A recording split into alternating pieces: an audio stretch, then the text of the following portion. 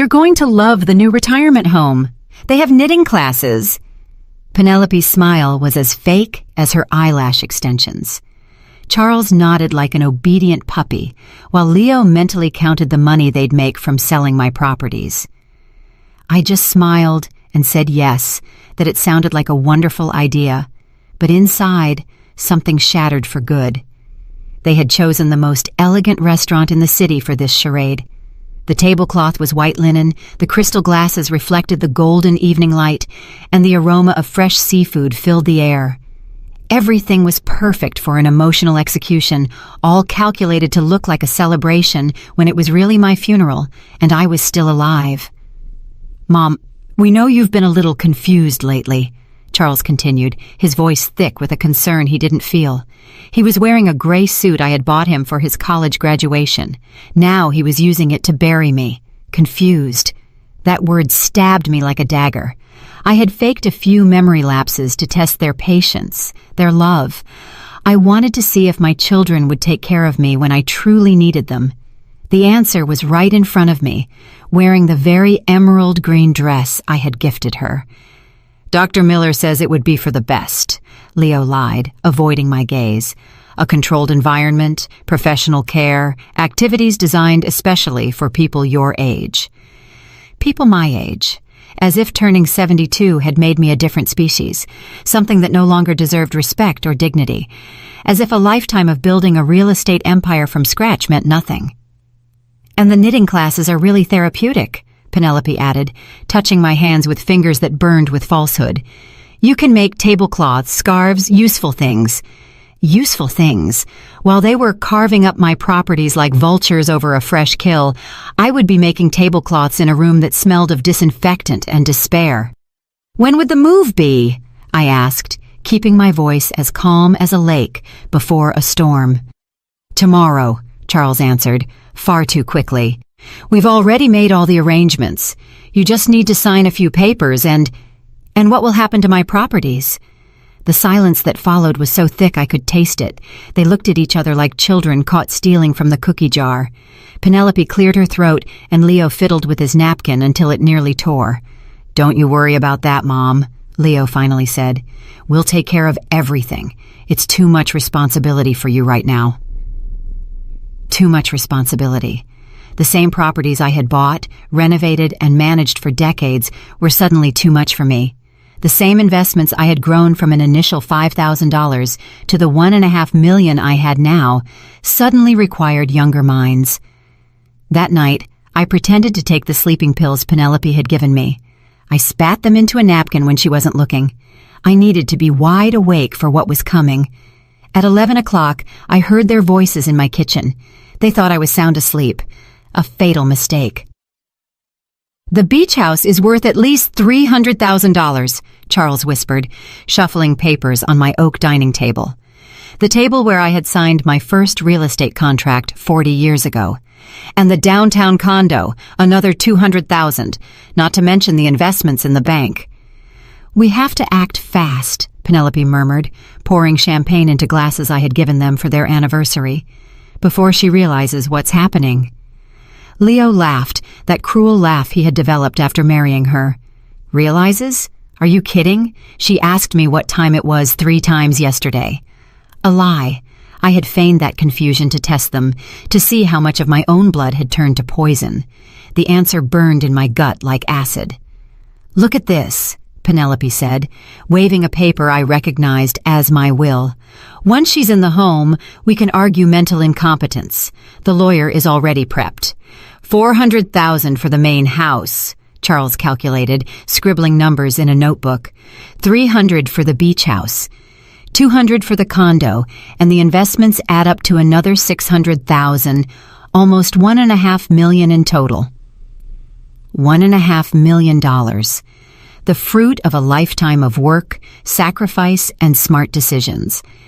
They had calculated it down to the last cent while I was supposedly sedated in my own bed. "And the best part," Leo added with a smile I could hear from my bedroom, "is that she'll never know what all of this is really worth. She thinks it's just a few properties." They completely underestimated me. They thought I was a confused old woman who didn't understand numbers or business. They didn't know that every morning I reviewed my investments, that I knew the exact value of each property, that I had plans they couldn't even begin to imagine. At 5 in the morning, while they slept off their drunken betrayal, I got dressed in my best black pantsuit. I took only the essentials: my passport, the jewelry I had hidden in a secret box, and the key to a safe deposit box in a bank in another city. In that box were the documents that would change everything. The taxi arrived on time. The driver helped me with my small suitcase and asked no questions. At the airport, I bought a one-way ticket to a coastal city where I owned a property they knew nothing about. During the flight, I closed my eyes and remembered my mother's words. "Margaret, never fully trust anyone, not even your own children. Blood can be corrupted, but dignity is eternal." She was right, and I was about to show them that a 72-year-old woman could be more dangerous than any enemy they had ever imagined. The plane landed in a city I hadn't visited in 30 years. Seabrook Shores, Florida, a name my children had never heard me speak, because some stories are too precious to share with those who don't deserve them. The salt air hit my face like a slap of memories. This was where it had all begun. This was where I had bought my first property with the life savings from my job as a secretary. $5,000 that seemed like a fortune back then. $5,000 that had grown into the empire my children wanted to steal from me. The taxi drove me through streets I recognized, despite the passage of time. The palm trees were still there, taller now, their fronds whispering secrets to the wind. The old Florida-style homes maintained their quaint charm, though some had been renovated with that soulless, modern style. "Is this the right address, ma'am?" the driver asked, stopping in front of a yellow house with green wooden shutters. "Looks like no one's lived here for a while." I smiled for the first time in days. "It's perfect." The house seemed to be sleeping, as if waiting for my return. It was small compared to the properties my children knew, but it had something none of the others possessed: a true history. It had been my secret refuge, my escape plan that I had kept quiet for decades. I took the keys from my purse. My hands trembled slightly, not from age, but from emotion. The door opened with a familiar creak, like a welcoming sigh. The inside smelled of old wood and sea salt. The furniture was covered with white sheets, creating ghostly figures in the dim light. I walked slowly, removing the covers one by one, revealing treasures I had left there like seeds, waiting for the right moment to sprout. In the kitchen, I found the first surprise. On the table was a note written in a shaky but familiar hand. "Mrs. Whitlock, I've been waiting for you all these years. Eliza." My heart skipped a beat. Eliza had been my housekeeper for 15 years until Charles and Leo decided we no longer needed her. "It's an unnecessary expense, Mom," they had said. "We can help you with the house." Another lie. They just wanted to control every aspect of my life, including who could or couldn't be near me. I heard footsteps on the front porch. My heart pounded so hard I thought it would burst from my chest. The door opened slowly, and there she was. Eliza, 30 years older, her hair completely white, and her face etched with wrinkles that told stories of a life well lived, but with the same warm eyes I remembered. "I knew you'd come," she said simply, as if only days had passed instead of decades. "When I heard what your children were planning, I knew you'd find a way to get here." "How did you know about my children?" Eliza smiled sadly. "Penelope called me a month ago. She wanted information about your properties, about any bank accounts you might have hidden. I told her I didn't know anything." Of course, Penelope had been digging. It wasn't enough to steal what they knew about. They wanted to make sure there were no hidden treasures. The irony was delicious. They had called the one person who truly knew all my secrets, and she had protected me. "But I did know," Eliza continued, approaching me with slow but steady steps. "I knew about this house. I knew about the documents you kept here. I knew about your plans. And I've been taking care of everything, waiting for this day." My eyes filled with tears I couldn't hold back. For the first time in months, someone was looking at me like a whole person, not as an obstacle or a source of money. "The documents are safe," Eliza whispered, taking my hands in hers. "I checked on them every month. I made sure they didn't deteriorate. Your plan is still intact." My plan. I had started designing it 30 years ago when I realized my children saw my properties as their guaranteed inheritance, not as the result of my hard work. I had created a protective web so complex that not even the best lawyer could easily unravel it. "Where are they?" I asked, my voice barely a whisper. Eliza led me to a back room I didn't remember. It had been converted into a small office with metal filing cabinets and a small safe embedded in the wall. "The combination is still the same," she said, pointing to the safe. "Your husband's birthday." My dear Richard, he had passed away 10 years ago, but his wisdom continued to protect my future. "Never put all your eggs in one basket, Margaret," he used to say, "and never let anyone else control your destiny, not even your children." I opened the safe with hands that no longer trembled. Inside were all the documents I had hidden for decades. Deeds to properties my children didn't know existed, investments in international banks, a completely different will from the one they had photographed. But the most important thing was a thick folder marked with the initials HC, Hope Center. "Do you remember your dream?" Eliza asked, watching me as I reviewed the papers. "You wanted to create a place where older women could live with dignity, where they wouldn't be treated like burdens or nuisances." Of course I remembered. It had been my secret obsession for years. A home for women my age who had been abandoned by their families, betrayed by their children, or simply forgotten by a society that discards anyone who no longer produces money. "Everything is ready," Eliza continued. "The permits, the blueprints, the funds set aside specifically for this project. It just needed you to come back to activate it." Tears streamed down my cheeks uncontrollably. For months, I had felt my life was falling apart, that I had lost all purpose. But here was the proof that I had always had a bigger plan, a mission that transcended my children's pettiness. "Is there anything else?" Eliza said, pulling a cell phone from her purse. "Mr. Cromwell has been waiting for your call." Mr. Cromwell, my trusted lawyer, the only professional who knew the full extent of my plans. I had hired him in secret 5 years ago, paying him with funds from accounts my children would never discover. "Is he still reliable?" I asked, though I already knew the answer. "More than ever. His own son tried to have him committed last year.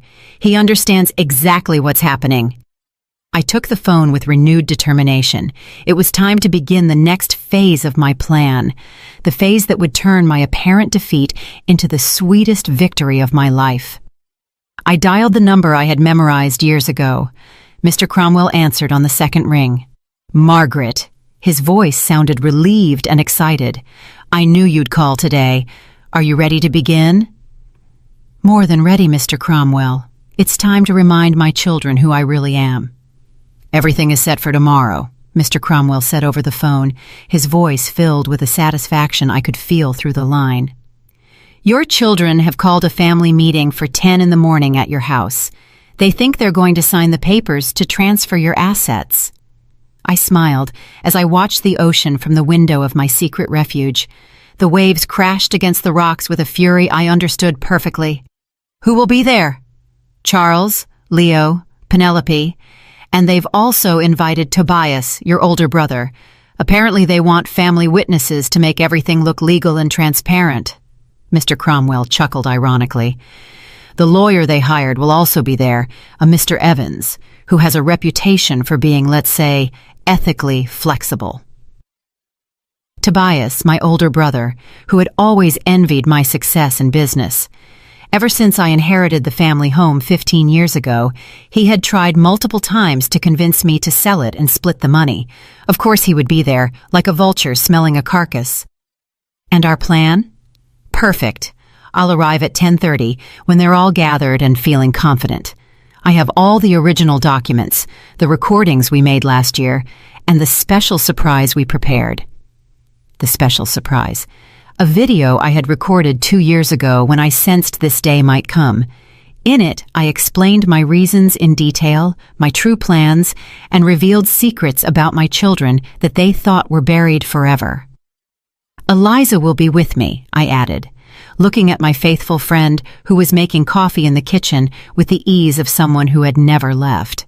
She has information that will be very enlightening. Excellent. The more credible witnesses we have, the better. Are you sure you want to do this? Once we start, there's no turning back. I thought of Penelope's fake smile, Charles's lies, Leo's greed. I thought of the years I had sacrificed to build a future for children who only saw my death as a business opportunity. I've never been more sure of anything in my life. That night, Eliza and I stayed up late, reminiscing about old times and planning the future. She told me what her life had been like after my children fired her. I got a job with a family in the city, she recounted as we drank chamomile tea, but I never stopped thinking about you.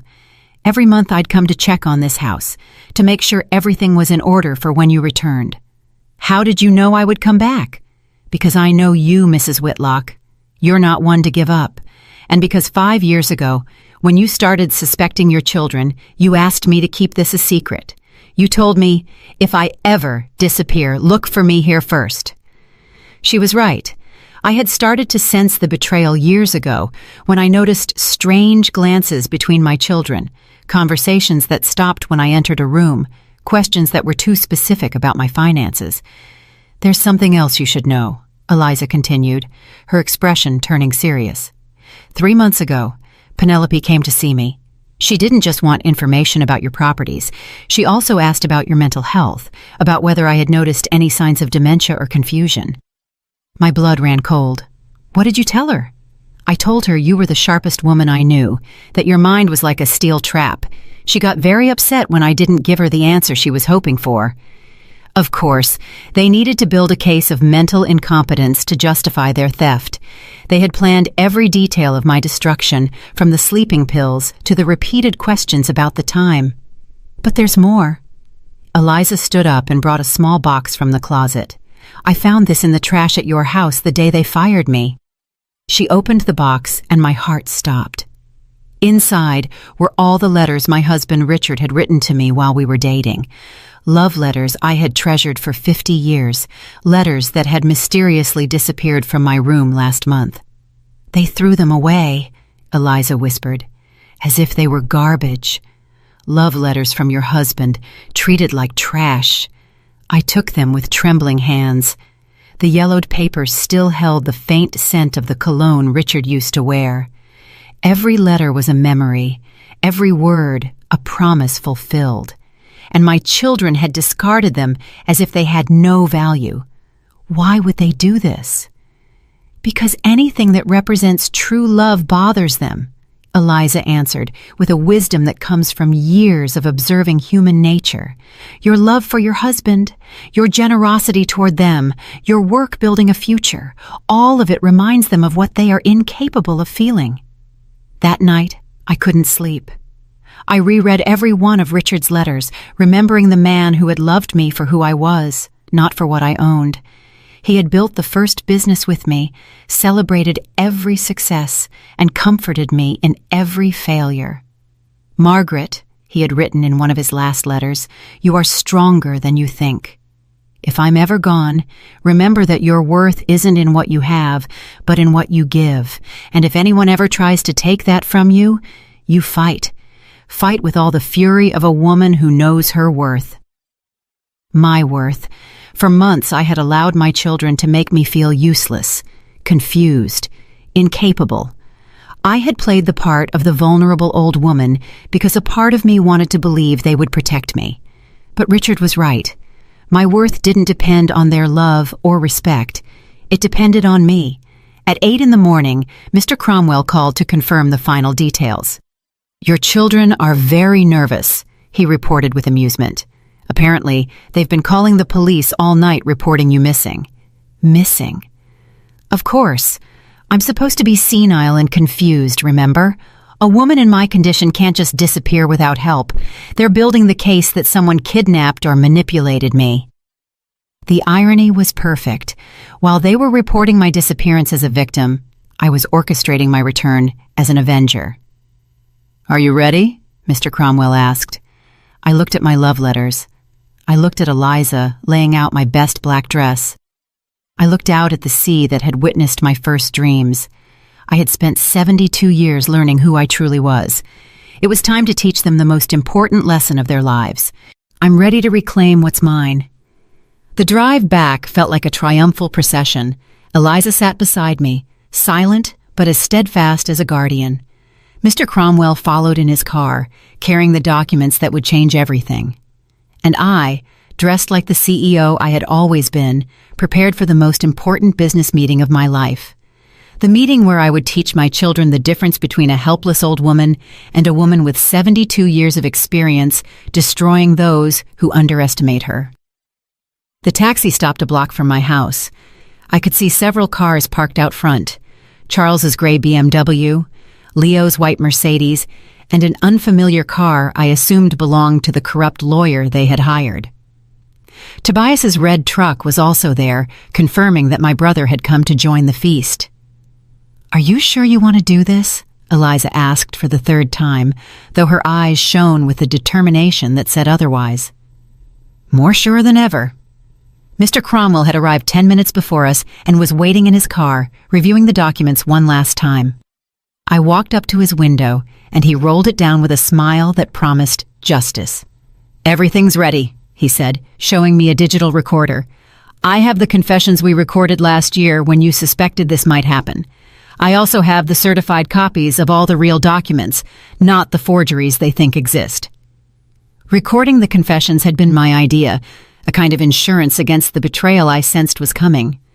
In those recordings, Charles and Leo openly admitted they were waiting for me to die to inherit, that they considered my properties theirs by right, and that they saw me as an annoying obstacle to their plans. And the video? Loaded and ready.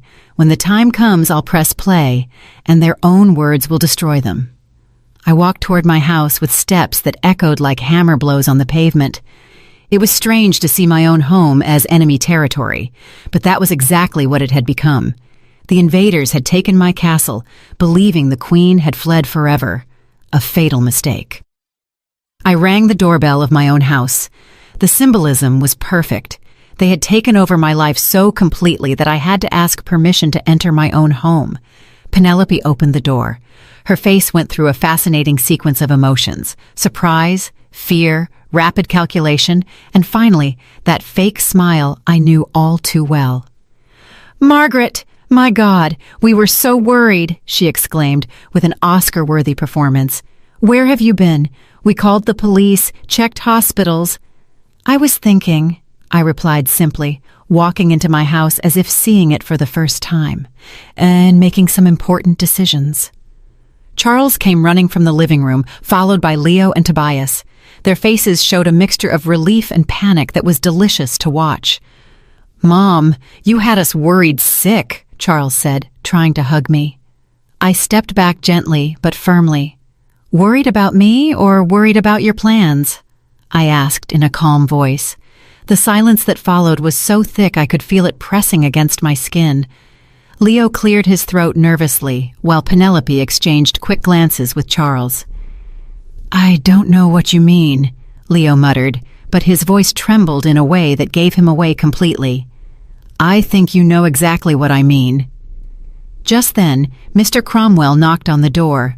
The lawyer they had hired stood up from the dining room table, where they had spread out all the papers for the fraudulent transfer of my properties. "Who is it?" asked Mr. Evans, a small man with a mustache who looked as nervous as my children. "My legal representative," I announced, my voice cutting the air like glass. "George Cromwell, specialist in elder fraud and asset protection." The color drained from my children's faces. Tobias took a step back, clearly regretting his involvement in this farce. Mr. Cromwell entered with Eliza at his side, carrying a briefcase that I knew contained the complete destruction of their plans. He introduced himself cordially to Mr. Evans, who immediately began to sweat profusely. "Mrs. Whitlock," Mr. Cromwell said formally, "I understand there are some documents that require your signature to transfer your properties to your children." "That's right," I confirmed, watching as Charles tried to regain his composure. "Perfect. But before we proceed, I need to verify a few legal details." Mr. Cromwell opened his briefcase and took out a thick folder. "For example, I need to confirm that you are mentally competent to make this decision." "Of course she's competent," Penelope interjected, far too quickly. "It's just that sometimes she gets a little confused because of her age." "Interesting." Mr. Cromwell smiled like a shark that has smelled blood. "Because I have here a very recent medical report from Dr. Sanchez confirming that Mrs. Whitlock is in excellent mental health and has full decision-making capacity." I pulled the report from my purse. I had obtained it 2 days before my disappearance, anticipating this exact situation. "I also have here," Mr. Cromwell continued, "some very interesting recordings that were made in this very house exactly 1 year ago." The color completely vanished from my children's faces. Charles gripped the back of a chair as if he were about to faint. "I don't know what you're talking about," Leo lied, but his voice was barely a whisper. Mr. Cromwell pressed play on his recorder. Charles's voice filled the room with crystal clarity. "Let's just hope she dies soon. I'm tired of pretending I care. As soon as she's in the ground, we sell everything and split the money." Leo's voice followed. "All we need is to find a way to declare her incompetent. After that, it'll be easy to take control of everything." And finally, Penelope's voice. "She's just a stubborn old woman. If she doesn't cooperate, we'll put her in the cheapest home we can find, and that's that." The silence that followed was sepulchral. Tobias looked at me with genuine horror, clearly realizing what kind of conspiracy he had stumbled into. "Those recordings are taken out of context," Charles stammered, but there was no conviction left in his voice. "Out of context?" Mr. Cromwell laughed without humor. "I have 3 hours of similar recordings, all made with your mother's knowledge and consent, as she has suspected your intentions for years." Eliza walked to the table and gathered all the fake documents they had prepared. She reviewed them one by one with the authority of someone who knew every detail of my real papers. "These documents are fraudulent," she announced. "The signatures are forged, and several of the assets mentioned here don't even exist in the official records." "That's impossible," protested Mr. Evans, but he was already packing his things, clearly wanting to flee the situation.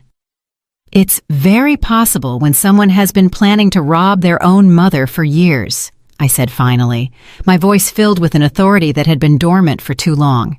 "And it's especially possible when that mother is much smarter than you ever imagined." Mr. Cromwell then took out the envelope containing the video I had recorded 2 years ago. The video where I revealed not only my true plans, but also some secrets about my children that would destroy them completely. "Now," I said, sitting at my own table like the CEO I had always been, "it's time to talk about the consequences of betraying the woman who gave you life." Their faces were perfect portraits of absolute terror, and I was just getting started. "Sit down, all of you," I ordered, in a voice that allowed no argument. "It's time for you to hear some truths you've been avoiding for years."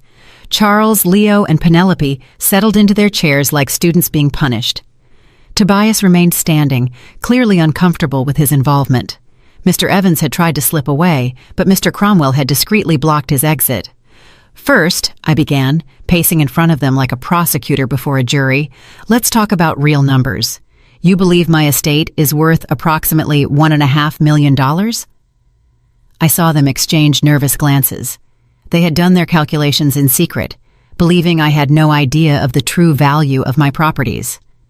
"You're off by more than $3 million. The silence was absolute. Even Eliza looked at me with surprise, though she knew I had secrets within secrets.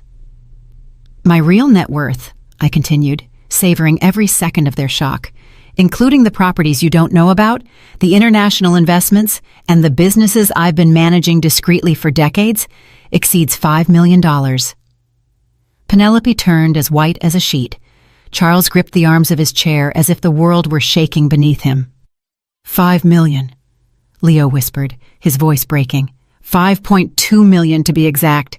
Money you thought you could steal while I was playing with knitting needles in some deplorable institution. Mr. Cromwell opened his laptop and projected a presentation onto the wall. It was a detailed summary of all my properties, investments, and bank accounts.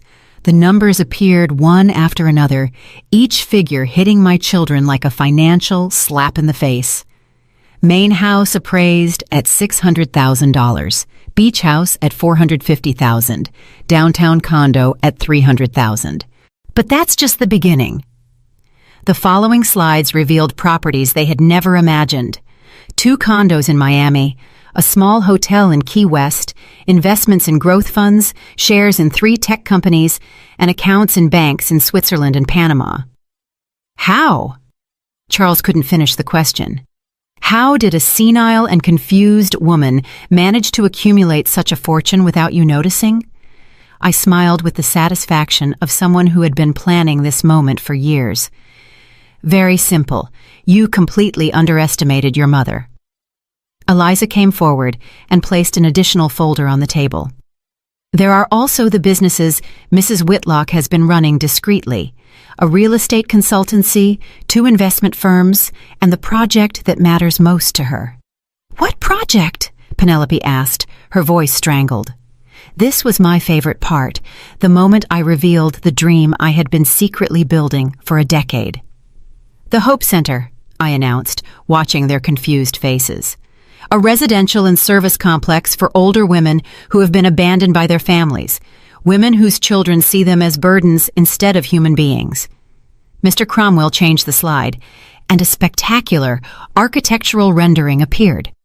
A beautiful complex with gardens, a library, art workshops, medical clinics, and dignified apartments for 200 residents.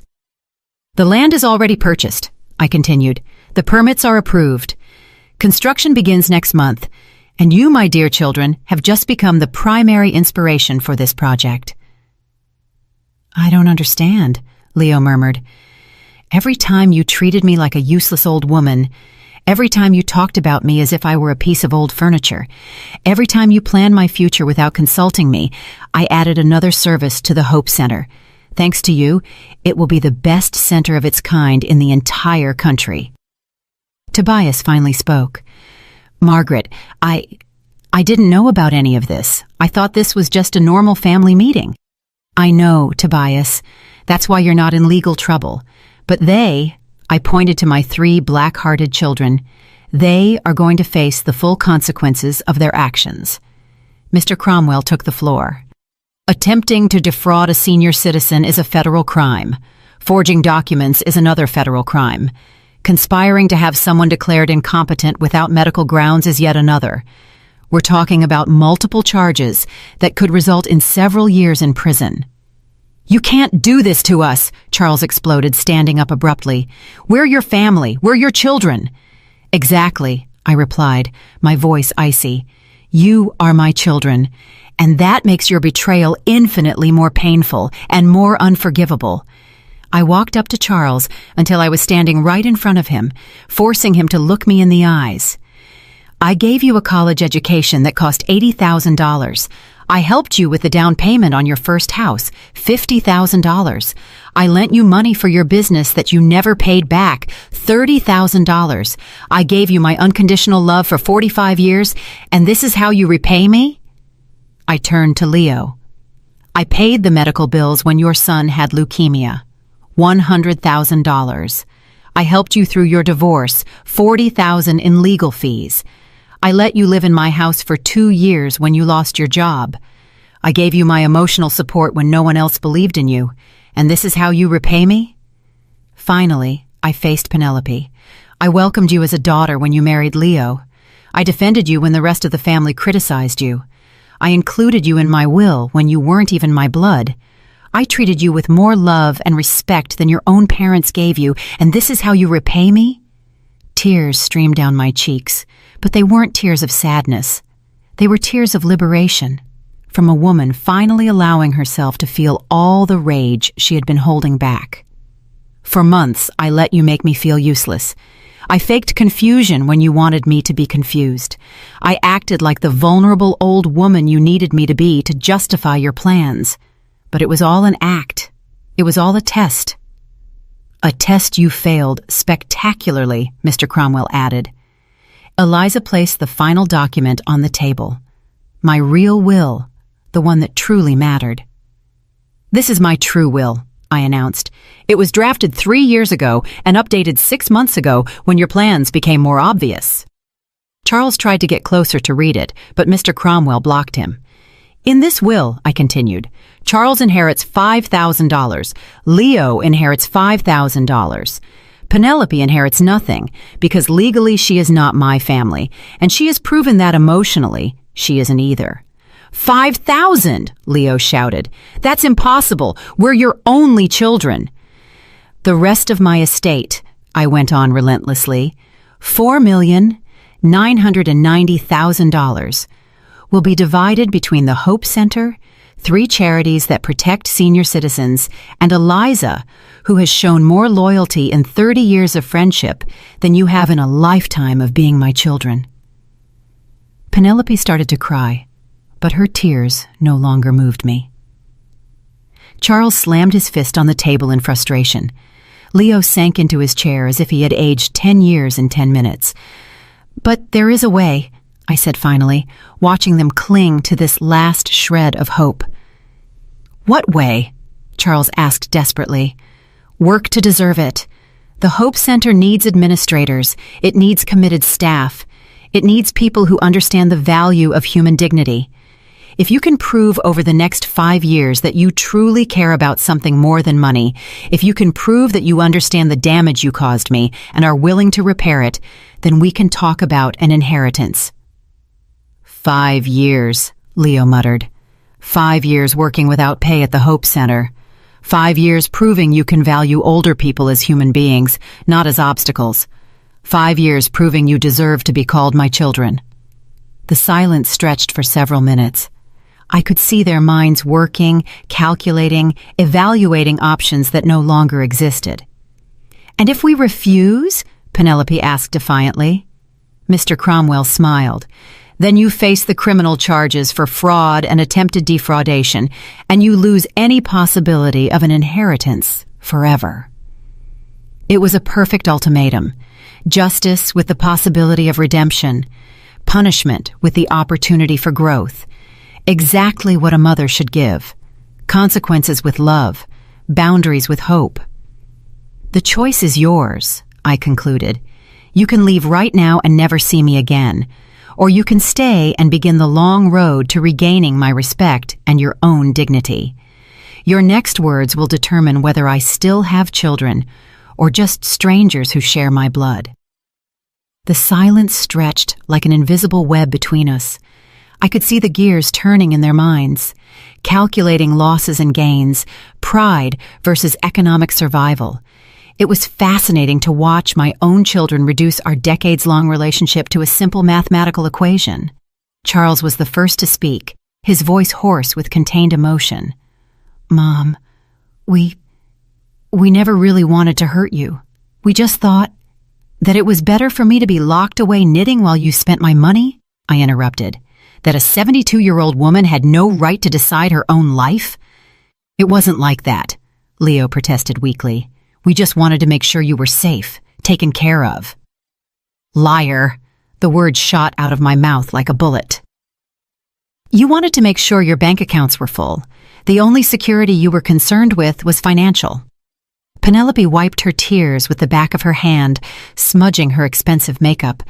So what are we supposed to do now? How are we supposed to survive without money? I finished for her. The exact same way millions of people survive every day, by working, by earning a living through your own effort instead of waiting for someone else to die to finance your lives. Mr. Cromwell had been watching silently, taking mental notes of every reaction. Now he spoke in a professional tone. You have 24 hours to make a decision. If you choose the rehabilitation program at the Hope Center, you will start tomorrow morning. If you choose to leave, I have orders to proceed immediately with the criminal charges. Tomorrow morning? Charles paled. But we have jobs, responsibilities. You had jobs, I corrected. Now you have a chance at redemption that, frankly, you don't deserve. I walked to the window, looking out at the garden I had tended for decades. The roses I had planted were still blooming, oblivious to the human drama unfolding behind them. Nature had that wisdom. It grew, it flourished, it created beauty regardless of betrayals or disappointments. "Do you know what the most painful part of all this has been?" I asked without turning around. "It wasn't discovering you planned to rob me. It wasn't hearing you count my money like vultures. The most painful part was realizing that you never really knew me." I turned back to them, watching their confused faces. For 72 years, I have been a woman who fights, who builds, who dreams. I started with $5,000 and turned it into over $5 million. I built a real estate empire with no one's help. I navigated a business world dominated by men and came out victorious. I raised 2 children while managing properties and making investments. My voice rose, filled with decades of accomplishments they had systematically ignored. "And you reduced me to a confused old woman who needed knitting classes. You saw me as an obstacle instead of the woman who built everything you wanted to inherit." Eliza came over and placed a hand on my shoulder. Her presence calmed me, reminding me that not all relationships are based on convenience. "Is there anything else you should know?" I continued, returning to my chair. "The Hope Center isn't just a charity project. It's my real legacy. It's proof that an older woman can change the world instead of just waiting for death in a room that smells like disinfectant." Mr. Cromwell changed the presentation on his laptop, showing the detailed plans for the center. It was beautiful. Modern buildings surrounded by gardens, spaces for art and music, a specialized library, medical clinics, and apartments that truly looked like homes. 200 women will live here, I explained. Women who were abandoned by greedy families. Women who lost everything in late-life divorces. Women who simply need a place to grow old with dignity. "It's impressive," admitted Tobias, who had remained quiet during the confrontation. "When do you plan to open?" "Construction begins in 6 weeks. The first phase will be ready in 18 months. And if my children decide to participate in their redemption, they will help build it." "What kind of work would we have to do?" Leo asked cautiously. "All kinds of work," Eliza answered before I could. "Cleaning, gardening, administration, resident care, real work, honest work. Work that will teach you the value of serving instead of being served." "But we don't know how to do that kind of work," Penelope protested. "You'll learn," I said simply. "The same way I learned to do business when I was your age. The same way I learned to invest in the stock market when I was 50. The same way I learned to use computers when I was 60. The difference is, I did it for ambition and growth. You will do it for survival and redemption." Charles stood up and began pacing the room, his hands trembling slightly. "This is surreal. 2 days ago we thought, and now, 2 days ago you thought you were the beneficiaries of a multi-million-dollar inheritance," I finished. "Now you know you are the protagonists of a lesson about the consequences of family betrayal." "And if we do it?" Leo asked. "If we work at your center for 5 years, will you really change the will?" The question I had been waiting for. The question that would determine if this was justice or vengeance. If, for 5 years, you demonstrate that you can value people for who they are instead of what they own, if you learn to give instead of just take, if you show the kind of character I had hoped I raised in you, then yes, I will modify the will. "How much?" asked Penelope, always direct when it came to money. "Enough for you to live comfortably, but not enough for you to turn back into the greedy people you are now. Let's say $500,000 each." $500,000. A fortune for most people, but only a fraction of what they had planned to steal. It was enough to reward real growth, but not so much as to eliminate the need to keep working and growing. "And the rest?" Charles asked. "The rest will remain with the Hope Center forever, to ensure that women like me are never again treated as burdens or inconveniences by their own families." Mr. Cromwell closed his laptop with a definitive click. "As I said before, you have 24 hours to decide. Tomorrow at 10 in the morning, you either arrive at the Hope Center construction site ready to work, or I file the criminal charges with the district attorney's office. He stood to leave, but before he walked out, he added, "And don't bother looking for other lawyers. I have copies of all the evidence in multiple locations. This is not a negotiation. It's an ultimatum." After Mr. Cromwell left, we sat in silence. The weight of the decision filled the room like toxic smoke. "Would you really have us arrested?" Charles asked in a small voice. "Were you really planning to put me in a nursing home while you sold my properties?" I countered. "Touché." Eliza came to my side. "Mrs. Whitlock, are you sure you want to give them this chance after everything they did?" "I'm sure," I answered, though my heart was still bleeding. "Because at the end of the day, they are still my children, and a mother never stops hoping her children will become the people she always believed they could be." It was my final gamble, my last hope that blood could be stronger than greed. Tomorrow, I would know if I had raised children or strangers. The next morning found me awake before dawn, making coffee in the kitchen, where my children had celebrated my supposed dementia with cheap champagne. Eliza had spent the night in the guest room, and together we watched the sky change from black to gray, waiting to see what decision my children had made. "Do you think they'll come?" Eliza asked, pouring coffee into the porcelain cups I had inherited from my mother. "Honestly, I don't know. Part of me hopes they do. Part of me hopes they don't. And I'm not sure which hope is stronger." At 8 o'clock, my phone rang. It was Mr. Cromwell. "Good morning, Margaret. Ready for the first day of school?" As ready as one can be to find out if I still have children or just strangers who share my DNA. I've been at the site since 7, getting things ready. The foremen have been briefed on the special situation with the new volunteers. Volunteers. An elegant way to describe people working to avoid prison. Any sign of them? Not yet, but there are still 2 hours to go. Eliza and I arrived at the Hope Center construction site at 9:30. It was my first time seeing the land since the prep work had begun, and a wave of emotion washed over me. There it was, my dream taking physical form. Tractors moved earth where therapeutic gardens would soon grow. Workers marked the foundations where the buildings would rise, housing women who had been discarded by their own families. "It's beautiful," Eliza murmured, taking my arm as we walked the grounds. "It's hope," I corrected.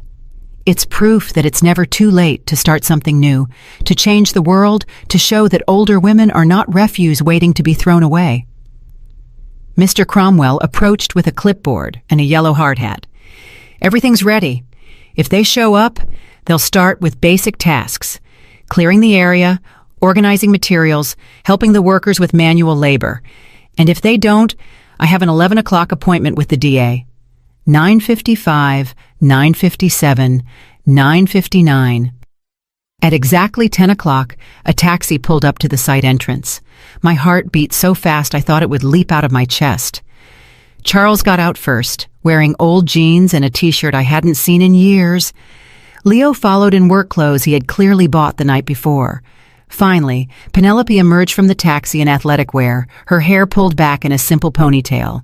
They looked vulnerable, scared, human. They walked toward us with slow steps, like condemned prisoners heading to the gallows. When they were close enough, I could see that none of them had slept well. Their eyes were red, their faces gaunt from a night of impossible decisions. "We're here," Charles said simply. "I see that," I replied, keeping my voice neutral, though my heart was performing emotional acrobatics. "We've decided," Leo cleared his throat. "We've decided we want to try. We want to try to fix things." "Are you sure?" "Because once you start, there's no going back. 5 full years, or you go straight to jail." Penelope nodded slowly. "We're sure. Or at least, we're sure we don't want to go to prison." It wasn't the noblest motivation, but it was a start. Mr. Cromwell came forward with 3 extra hard hats. "Welcome to the Hope Center. I'm your supervisor, and for the next 5 years, I am the most important person in your lives, after your mother." He handed them the hard hats and a sheet with the basic rules. Work hours are 8 a.m. to 5 p.m., 1 hour for lunch. 0 tolerance for complaints or negative attitudes. Weekly progress evaluations. Your first direct supervisor will be Mike. Mr. Cromwell pointed to a burly man with calloused hands and a kind smile. He has 30 years of construction experience and zero patience for princesses or princes who've never worked with their hands. Mike came over and sized them up with the expert gaze of someone who can spot a slacker from 100 yards away. "Any of you ever done physical labor before?" he asked. Total silence. "Perfect," Mike grinned. "We'll start with something simple. See that pile of rubble?" He pointed to a mountain of broken concrete and rusted metal. "It needs to be moved from here to over there." He pointed to a spot about 200 yards away. "By hand?" Penelope asked in horror. "By hand," Mike confirmed. "Stone by stone, piece by piece. It's honest work for people who need to remember the value of effort." I watched them as they approached the pile of rubble as if it were an impossible mountain to climb. Charles lifted the first piece of concrete and immediately winced in pain. Leo tried to carry too much at once and nearly fell backward. Penelope looked at her perfectly manicured hands and sighed with the resignation of someone accepting an inevitable fate. For the next 4 hours, I watched them work. It wasn't pretty. Charles complained constantly about his back pain. Leo stopped every 10 minutes to catch his breath. Penelope broke 2 nails in the first hour and cried silently for another 10 minutes. But they worked. At lunchtime, they sat on the ground like the rest of the workers, eating basic sandwiches and drinking lukewarm water from a shared thermos. Their clothes were dirty, their hands stained, their faces red from the sun and exertion. "How are you feeling?" I asked, approaching them during their break. "Like we got hit by a truck," Charles mumbled, massaging his shoulders. "This is harder than we thought," Leo admitted. "And what did you think? That honest work was easy? That the people who build the world with their hands do it because it's fun?" Penelope looked at me with eyes that, for the first time, showed something resembling understanding. "I never thought about it. I never thought about how hard it must be to earn a living like this. Now you know. And this is just the first day of the next 1,825. The afternoon was even harder. Their bodies weren't used to the physical labor, and every movement became more difficult. But something interesting started to happen around 3 o'clock. They began to help each other. Charles carried some heavy stones that Penelope couldn't move. Leo brought water to Charles when he saw he was getting dehydrated. Penelope found extra gloves for Leo when she noticed his hands were getting raw. Small acts of consideration they hadn't shown each other in years. At 5 o'clock sharp, Mike blew a whistle. "First day's done. Tomorrow we start at 8 sharp. Be late, and we start over from scratch." My children walked toward the taxi they had called, moving like arthritic old people. Before getting in, Charles turned to me. "Mom, thank you for giving us this chance. I know we don't deserve it." "You don't deserve it yet," I corrected, "but maybe in 1,824 more days you will." That night, Eliza and I had dinner in silence, processing the day's emotions. It had been strange to see my children reduced to exhausted manual laborers, but it had also been hopeful. "Do you think they'll make it?" Eliza asked as we washed the dishes. "I don't know, but for the first time in months, I'm curious to see what kind of people they'll become if they actually complete these 5 years." I looked out the window at the stars beginning to appear in the dark sky. The hardest part of this whole process had begun, waiting to see if justice could turn into redemption, if punishment could transform into growth. 5 years to find out if I still had children, or if I had finally found the strength to create something more valuable, a family built on mutual respect instead of convenience. Time would tell. 4.5 years had passed since that first day of rubble and tears. The Hope Center was no longer just a dream on architectural blueprints. It was a vibrant reality, with 200 women living full and dignified lives within its walls. I walked through the gardens my children had helped plant, watching residents participate in painting classes, book clubs, and adapted yoga sessions. The scent of roses and jasmine filled the air, mingling with the sound of laughter coming from the creative workshop area. "Mrs. Whitlock," greeted Alice, an 80-year-old woman who had come to the center after her family declared her too expensive to maintain.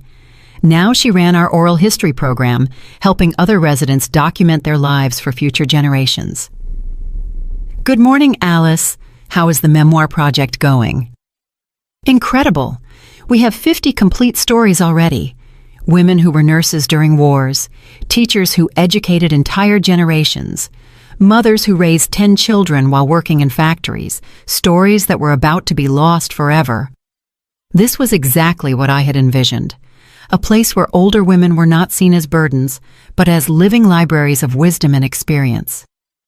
Have you seen Charles this morning? I asked. He's in the kitchen, helping with the special breakfast for Carmen. She's turning 90 today.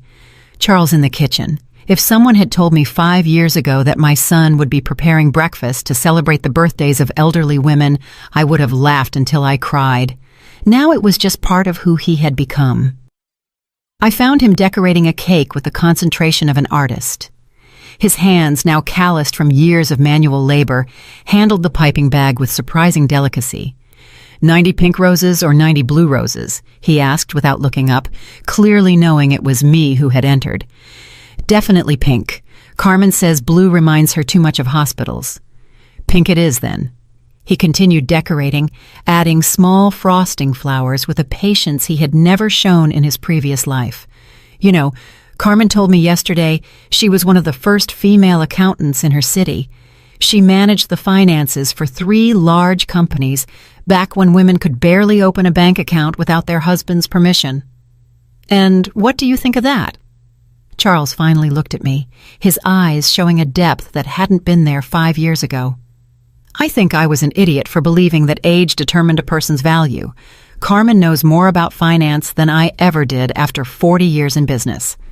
It was an acknowledgement not just of his mistake with me, but of his fundamental misunderstanding of what it means to grow old. Where are Leo and Penelope? Leo is in physical therapy with Mercedes, helping her with her rehabilitation exercises. Penelope is in the beauty salon. The beauty salon had been Penelope's idea during her 2nd year. She had noticed how many residents became depressed after losing access to basic grooming, so she had proposed creating a space where they could maintain their personal dignity. Now she managed a small salon where the women got their hair done, received adapted manicures, and felt beautiful regardless of age. I walked to the salon and found Penelope gently massaging the arthritic hands of a woman I recognized as Miriam, a former professor who had come to the center after her daughter abandoned her in a public hospital. "Does that hurt?" Penelope asked with genuine concern. "Not at all, dear. Your hands are magic. My fingers haven't felt this good in years." Penelope had changed physically over the years. She no longer wore excessive makeup or designer clothes. Her beauty was more natural now, more authentic. But the most noticeable change was in her eyes. Where there was once greed, there was now compassion. "Mrs. Whitlock," she greeted me when she saw me, "are you here to see the new hand treatment I developed for arthritis?" "I came to see you," I answered honestly. She blushed slightly. Over the years, she had learned to value recognition for her work, not for her ability to manipulate situations. "Can I talk to you for a moment?" She finished Miriam's treatment and we went out to the garden. We sat on a bench overlooking the entire complex. It was my favorite place to reflect, where I could see the fruit of decades of dreams turned into reality. "How do you feel?" I asked. "Tired," she admitted. "But it's a different kind of tired. Before, I was tired of pretending to be someone I wasn't. Now I'm tired from working hard, but I sleep better than ever." "Do you regret anything?" Penelope was silent for several minutes, watching a group of residents practicing Tai Chi on the lawn. "I regret being so blind," she finally answered. "I regret seeing only the money instead of the extraordinary woman who had earned it. I regret trying to steal instead of trying to learn." They were words I had waited years to hear, but now that I heard them, I realized I no longer needed them. Her transformation had made them unnecessary. And what have you learned? That respect isn't inherited, it's earned. That age brings wisdom, not incompetence. That caring for others is more satisfying than being cared for by others. She paused. And that you weren't just my rich mother-in-law. You were an example of what a woman can achieve if she doesn't accept limitations. Those last words hit me like a ray of sunshine after years of storm. Leo came running from the rehabilitation area, clearly excited. "Mom, Mercedes walked 10 steps without help, 10 whole steps." My youngest son, who once couldn't show genuine emotion for anything that wasn't money, was beaming over the physical progress of an 85-year-old woman who wasn't even his relative. "She says she wants to walk to her rose garden next week," Leo continued, breathless from running and excitement. Can you imagine? 6 months ago, she could barely sit up without help. And what are you going to do to help her achieve that? I already spoke with the physical therapist. We're going to create a special strengthening program. I'll be with her for every session. He stopped, realizing what he had said. If that's okay with you, of course. It was the first time in years he had asked my permission for something that clearly mattered to him for the right reasons. That sounds perfect, Leo. That afternoon, Mr. Cromwell came to visit for our monthly review meeting. We sat in my office at the center, surrounded by photographs of residents, certificates of recognition, and letters from grateful families. "How do you evaluate them?" he asked, reviewing his notes from the past few months. "They've changed in ways I didn't think possible," I admitted. "Not just in their work here, but in who they are as people." "Do you think it's genuine, or are they acting to impress you?" It was the question I had asked myself for months. At first they were definitely acting, but there's something about the work here, about caring for others, that reveals a person's true character. You can't fake compassion for 4.5 years. So I think my children have found versions of themselves they didn't know existed, versions that I like much more than the people they were before. Mr. Cromwell smiled. "And the will?" "The will can wait another 6 months. I want to see how they handle the final decision." "What final decision?" "In 6 months, their mandatory period ends. They will be free to leave and live their lives as they wish. The real question is, will they stay because they want to be here, or will they leave because they've served their sentence?" It was the ultimate test. Anyone can change temporarily when they have no options. True character is revealed when the options return. And if they leave, then I'll know I did the right thing by changing my will. And if they stay, then I'll know I've finally gotten my children back. That night, I had dinner with Eliza in the center's communal dining room, surrounded by the sound of cheerful conversations and laughter from women who had found a new family in their golden years. "Are you nervous about the next 6 months?" Eliza asked. "Curious," I corrected. After 76 years of life, I've learned that the best surprises come when you finally stop trying to control the outcome. 6 months later, the day I had been waiting for 5 years finally arrived. It was a perfect spring morning, the sun filtering through the blinds of my office as I reviewed the documents Mr. Cromwell had prepared for this special occasion. The modified will lay on my desk, sealed in an envelope that contained the final decision about my children's future. But first, I had to know what decision they had made. At 10 in the morning, Charles, Leo, and Penelope arrived at my office, dressed in their usual work clothes. Over 5 years, I had learned to read their emotional states by the way they walked, and today they looked serene, determined. "Good morning," I said, motioning for them to sit. "Do you know why you're here?"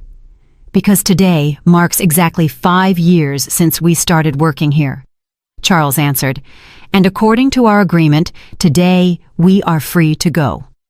"Exactly. Your legal obligation has ended. You no longer face criminal charges. You are no longer required to be here. You are completely free." The silence stretched for several minutes. I could see they had prepared for this moment, that they had discussed among themselves what they would say. "We've made a decision," Penelope finally spoke, her voice firm but filled with emotion. "I'm listening." Leo cleared his throat. "We want to stay, not because we have to, but because we want to." My heart stopped for a moment, but I kept my expression neutral. "Why?" "Because this place has become our home," Charles answered. "Because these women have become our extended family. Because the work we do here is the most important work we've ever done in our lives. And because, Penelope added, tears beginning to form in her eyes, we finally understand what you tried to teach us from the beginning, that life isn't about what you can take, but what you can give. I stood up and walked to the window overlooking the gardens. I could see Mercedes walking slowly but purposefully toward her favorite roses, exactly as Leo had promised she would. I could see Carmen teaching basic math to a group of younger women who had recently arrived at the center. And what about your lives outside of here? Your careers? Your personal plans? Our careers are here now, Leo said. I've been studying geriatric physical therapy at night. I want to be officially certified to better help the residents. I enrolled in courses on the psychology of aging, Penelope added. I want to better understand how to help the women who arrive here depressed and scared. And I, Charles said, have been working with Mr. Cromwell to learn about nonprofit management. I want to make sure this place runs perfectly for decades to come. I had raised businessmen, and they had finally become social entrepreneurs. There's something else, Charles continued. We've been talking among ourselves, and we want to make a formal proposal. What kind of proposal? We want to officially renounce any inheritance, Penelope said. We want all of your money to stay here at the Hope Center forever. I turned to them, genuinely surprised for the first time in years. Are you sure about what you're saying? Completely sure, Leo answered. For 5 years, we've seen what well-used money can accomplish. We've seen how this place changes lives, how it gives dignity to women who had lost all hope. We don't want to be heirs to your fortune. We want to be guardians of your legacy. The tears I had been holding back for 5 years finally broke free. They weren't tears of sadness, but of a pride so deep it ached in my chest. Do you know what this means? I asked. It means we'll work here for the rest of our lives for modest salaries, Charles said. It means we'll never be rich, but we'll be part of something more important than money. It means, Penelope added, that we will finally be worthy of being called your children. I walked to my desk and picked up the envelope containing the modified will. With deliberate movements, I tore it into pieces in front of them. What are you doing? Leo asked, confused. That will give you $500,000 each if you completed the 5 years. But you have just proven that you no longer need my money to be the people I always hoped you would be. I took another document from my drawer, the will I had drafted the week before, after months of observing their genuine transformation. This is my real will, I announced. In it, Charles is named Executive Director of the Hope Center, with a respectable but not extravagant salary. Leo is named Director of Rehabilitation Programs. Penelope is named Director of Emotional Wellness and Creative Programs. Their eyes widened in surprise. The rest of my estate, I continued, $4.8 million, is designated to create a network of similar centers across the country. The 3 of you will lead that expansion, ensuring that no older woman in this country has to suffer what I was about to suffer. A network, Charles whispered. 10 centers in the next 15 years, each one run by people who understand that caring for our elders isn't charity, it's justice. The 3 of them stood up at the same time and hugged me with an intensity I hadn't felt since they were children. But it was different now. Now it was the embrace of adults who had earned the right to love and be loved. Why? Penelope asked through her tears. After everything we did to you, why are you giving us this opportunity? Because you are no longer the people who betrayed me, I answered simply. You are the people I always believed you could become. You just needed time to find yourselves. That afternoon, we held a meeting with all the center's residents to announce the changes. The conference room filled with curious and excited women, many of whom had developed genuine relationships with my children over the years. I have the honor of announcing, I said from the impromptu podium, that the Hope Center will not only continue to operate indefinitely, but will expand to help thousands more women. The applause was deafening. and I have the even greater honor of announcing that my children, Charles, Leo, and Penelope, have chosen to dedicate their lives to this mission." Mercedes stood up slowly, leaning on her cane. "Mrs. Whitlock, may I say something?" "Of course, Mercedes." "Your children came here as a punishment, but they are leaving as a blessing. They cared for us when we were sick. They comforted us when we were sad. They celebrated with us when we were happy. I don't know what kind of mother one has to be to raise children who can change so much, but you are an example to us all." That night, I had dinner with my children and Eliza in the communal dining room. It was the first time in 5 years that we were together as a real family, not as supervisor and employees, not as victim and perpetrators, but as people who loved and respected each other. "What are you going to do now?" Eliza asked. "Now," Charles answered, "we're going to change the way this country treats its senior citizens. We're going to make sure," Leo added, "that no woman has to choose between dignity and security in her old age. And we're going to prove," Penelope concluded, "that a family can be rebuilt on a foundation of respect instead of convenience." After dinner, I went out to the main garden alone. It was my nightly ritual, to walk among the flowers we had planted and reflect on the day. But tonight was different. Tonight I could finally rest. At 76, I had achieved something few mothers ever do, not just raising successful children, but transforming lost children into extraordinary human beings. The legacy I would leave would not be measured in dollars or properties. It would be measured in changed lives, in restored dignity, in love that had been turned into action.